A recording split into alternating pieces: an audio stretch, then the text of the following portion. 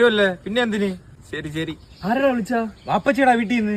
വാപ്പച്ചി എടുത്താ നീ ഇങ്ങനെ സംസാരിക്കുന്ന? ഞങ്ങൾ എടാപോടാ ബന്ധമുണ്ടോ? ഭയങ്കര ഫ്രണ്ട്ലിയാണ് ഞാനും വാപ്പച്ചി. എന്ത് ചെയ്യാനാ? ഞാനും വാപ്പച്ചിയൊക്കെ കഴിഞ്ഞ വർഷം ഏപ്രിൽ 27 ഒന്ന് കണ്ണ് നേർക്ക് കണ്ടതാ, പിന്നെ കണ്ടിട്ടില്ല. ഭയങ്കര ഉടക്കാണ്ടാ.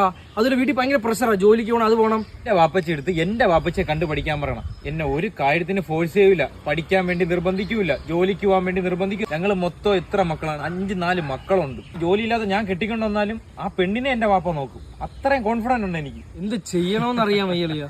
B like me man, no pressure, free. ഓ എന്റെ ആളിയാ, എന്ത് സുഖ ജീവിതോടാ ഇപ്പൊ.